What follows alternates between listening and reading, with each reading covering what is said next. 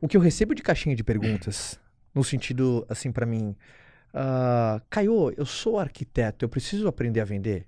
Ou até às vezes tá com dúvida do programa Vendes. Caio, eu sou advogado, vende-se pra mim? Aí a pergunta que apareceu foi o seguinte: por que as pessoas acham, ou a maioria, ou uma hipótese aqui que eu tô falando, que aprender a vender é algo, parece que, exclusivo pra alguém que tem um cartão de visita escrito vendedor?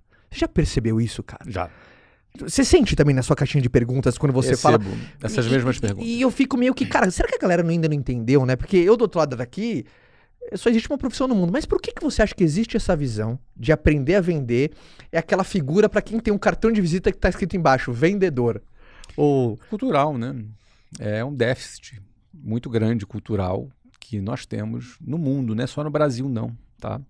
As pessoas não se dão conta que elas vendem, independentemente de terem um cartão de vendedor ou não. Todo mundo vende.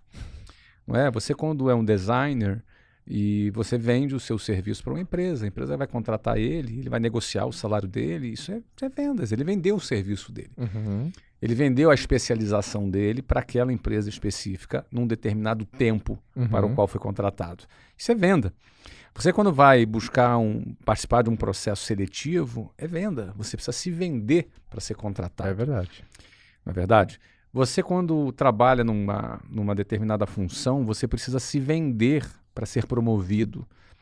E essa venda passa pelo seu resultado, o seu comportamento, como você se relaciona com as pessoas, os soft skills, né, que estão cada vez mais valorizados nas grandes empresas. Você está se vendendo. Uhum.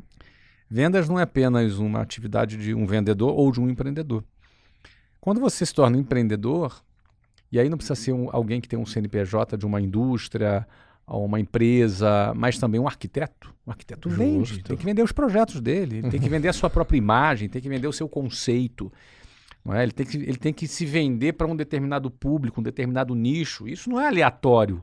Então não basta a pessoa saber usar AutoCAD e ter muito boas referências, ter uma visão artística apurada, ser ousado nos seus projetos, se esses projetos ficarem guardados e encalhados dentro da gaveta.